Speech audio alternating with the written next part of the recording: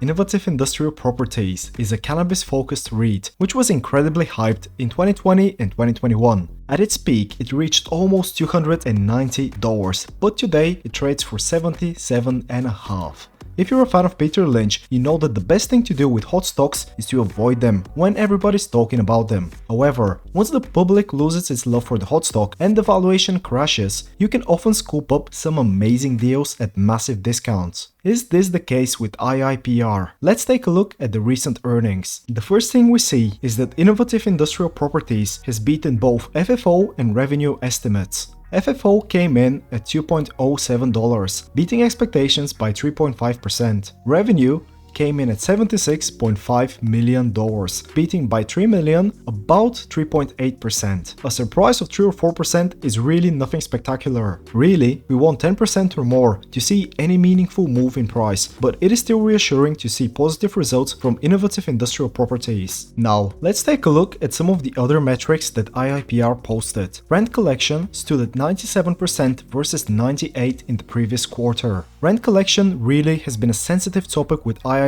lately. There was, and still is, a lot of fear around the financial situation of tenants. Over the last year, there have been issues with Kings Garden, Holistic, Parallel, Temescal, and so on. Parallel specifically accounted for those 3% of missed rent. Another tenant, Green Peak, was placed into receivership in mid-March. IIPR got a hold of 3 properties that were leased to Green Peak and is receiving rent for the others, so this luckily hasn't resulted in uncollected rent. Still, it's far from great. Tenant issues are obviously a major concern for investors, as they should be. The good thing is that these problems account for a very small percentage of total rent, but it is definitely slowing IIPR's growth. On the bright side, IIPR has already released one of the properties which was previously leased to Kings Garden. Plus, the cannabis REITs still manages to grow despite the tenant issues. Revenue has grown 8.5% as compared to last year.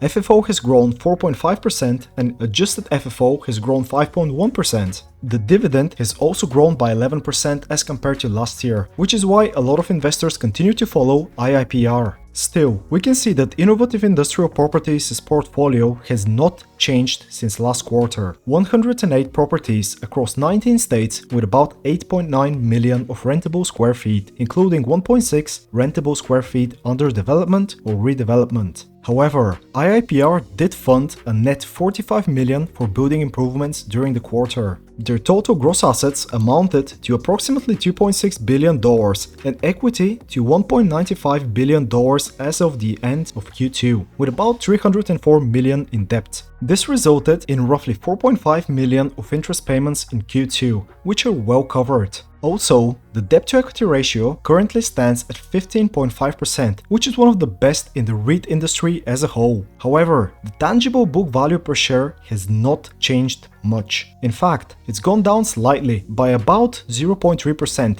and that's negligible. But the point here is that we are not seeing a growth in tangible book value. I would like to see that, because that's an important key metric for REITs. IIPR has not seen tangible book value growth in 4 quarters, which is not great. So, this is where IIPR stands as of the latest earnings release. Overall, I think the results were leaning towards positive, but they could be better. Regardless, I am still bullish on IIPR. Obviously, this isn't financial advice, but I think there is a solid investment case for IIPR right now. The company is trading at its cheapest level in 3 years, even after the price recovered from its lows in April and May of $69. Its forward price to FFO ratio is 9 to 9.6, much lower than the rest of the sector. The main reason for that are the tenant problems, which we've talked about. However, you have a very strong financial posture with a low debt to equity ratio, which makes me think that IIPR is more resilient than investors think. Plus, you have a solid dividend yield of 9.2%, which has grown 11% in just the last year and 51.5% annually over the last 5 years. Goes without saying, but I doubt they will keep up this pace of dividend growth. After all, their FFO ratio is 82 to 83%, which is a bit above the industry median, but it's still normal for REITs.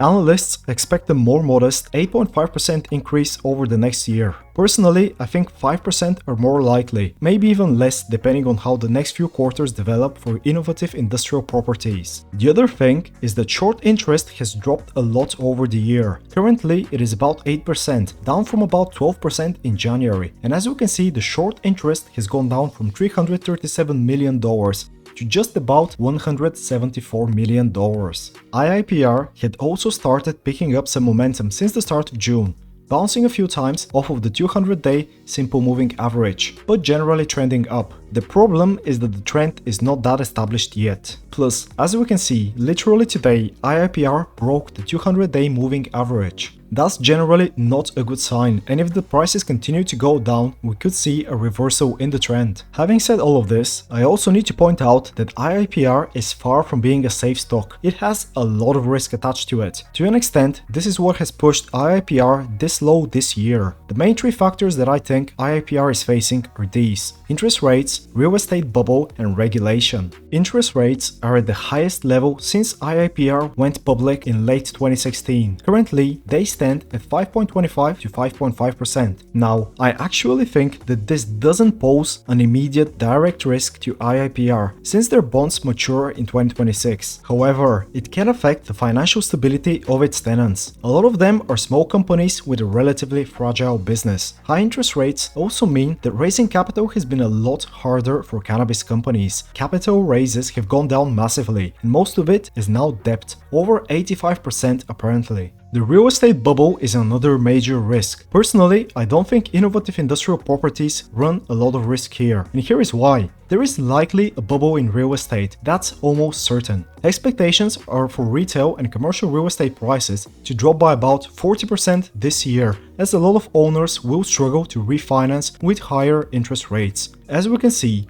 over 50% of the 2.9 trillion in commercial mortgages will need to be refinanced in the next 24 months. Meanwhile, Fitch Ratings has already estimated that owners of up to 35% of those may not be able to refinance. Obviously, the impact could be massive. In fact, the total US commercial real estate market is around $5.6 trillion. This involves a lot of loans and mortgages financed at much lower rates than we currently have. However, this is all to do with commercial real estate. Offices, retail locations, these have been hit and devalued. Yes, the reason why? These buildings are not used that much anymore. So many offices have been abandoned because people have started to work from home. However, IIPR mostly has exposure to industrial real estate with long leases.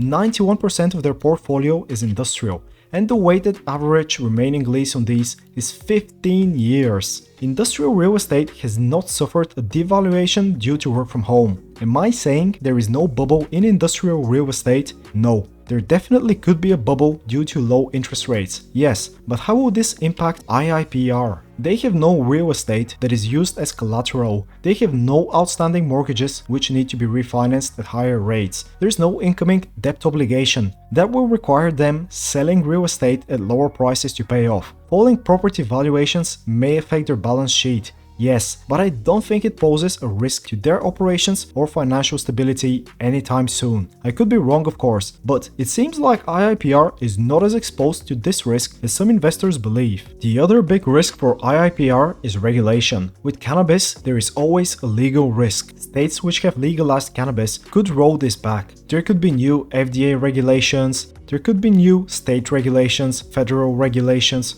However, this is also an opportunity because there is a trend towards legalizing cannabis. For example, Missouri officially permitted use in adults in February, and total cannabis sales in March alone have totaled $126 million. So, there's obviously a lot of potential there, but it really could go either way, and it's something investors in IIPR need to watch closely. There is a lot more we can say about IIPR, but let's leave it here. I like IIPR. I own about 11 shares worth about $850. I plan to keep adding to it for the time being. Is it a risky business? Yes. However, the current valuation can give you both good capital appreciation and a steady, growing dividend. That's what I think. What do you think? Am I missing something about IIPR? Does the risk outweigh the reward here? Let me know in the comments below. If you liked the video, please leave a like and I'll talk to you again in the next one.